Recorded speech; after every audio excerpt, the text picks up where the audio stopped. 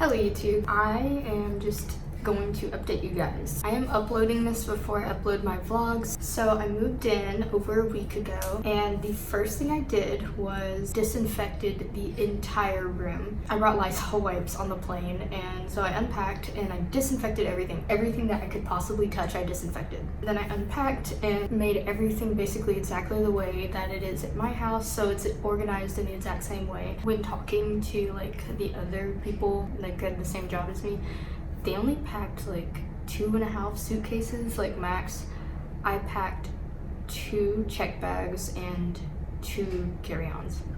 I brought everything. I brought skim toys, my favorite books. I had to get a travel book bag that like expands because I just had so much stuff. I really want to talk about how like traveling has been. I'll just start with like my packing process. I started making lists like 2 months in advance, and anytime I thought about something I'd write it on like one of my reminders, and I used my iPad to physically write the things I needed to make sure I had. It's actually like an autism thing. Everything needs to be like predicted. Like every single thing needs to be planned out to the like every single thing. So that was my packing process. I also bought a scale, so like the kind that you like lift your luggage with, and I didn't want it to be close to 50 pounds for each one, so I stopped at a for sure 47 pounds. So when I got there, like I had to ask I probably asked 18 different people at least 2 questions each for every single step of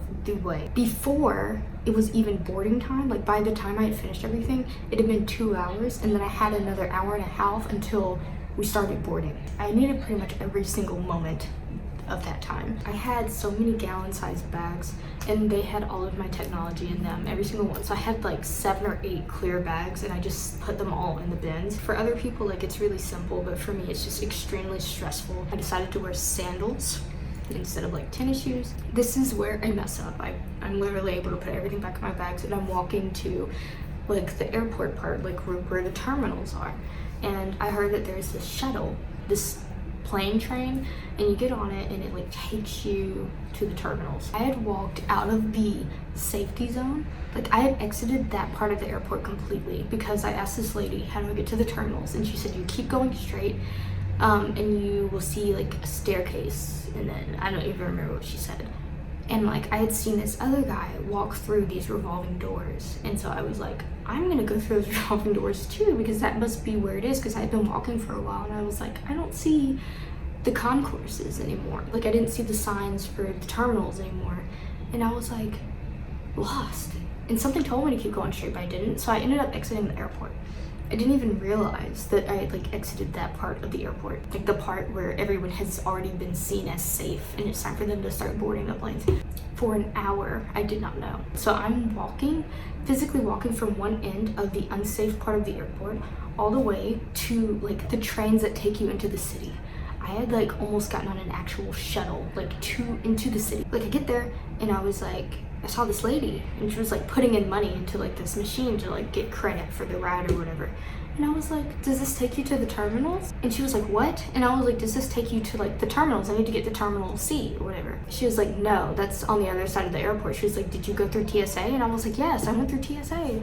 Like me not knowing that there was like, I didn't realize like physically that there were 2 parts of the airport, where one is like just anyone and they aren't seen as safe yet, and then like the other side. I have flown out of that airport 2 times. Then I have to walk all the way back, and guess what? I had to go through TSA again. Ask more questions. I can't tell you how many questions. I already asked so many questions. Ask more questions. You know what this is? These are puzzle pieces. And this is the only sign that people know that you have autism. There's no like rainbow infinity that they understand. So I wore this around my wrist in case I would need it. If you want this ribbon specifically, I got it at Walmart. My next tip is to be very polite to the people who are working. I don't care where you are. Be very polite and make your presence known, like especially if you're autistic, because for some reason we just end up needing more help than the average person. And because I'd spoken to like the workers and like made eye contact and I was like, hi, how are you doing? They remembered me. So I had a bout of selective mutism, which I absolutely hate. I had this on my wrist. They never saw this.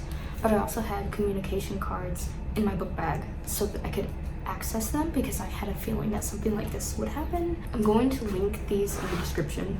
These are my communication cards. I bought them from Pink Dinosaur Design Co., I believe it's called, on Etsy.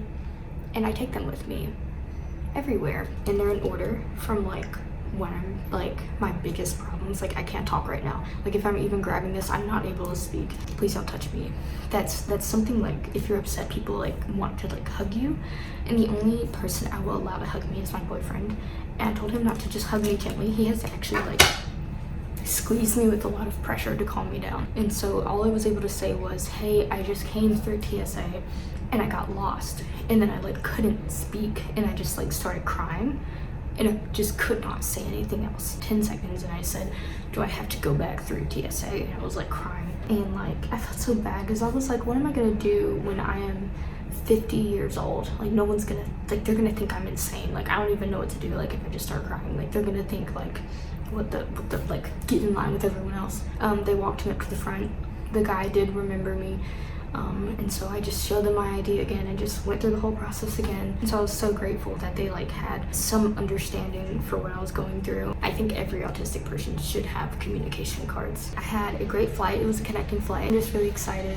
I had everything so planned out that I'm just like so proud of myself. So then I get off the plane and I make it to Boston and called an Uber and accidentally sat up front.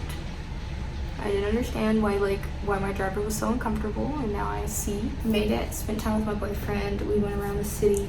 He gave me a full tour like over the weekend, and I cannot tell you how much it helped me. I'm like just kind of here to enjoy my time.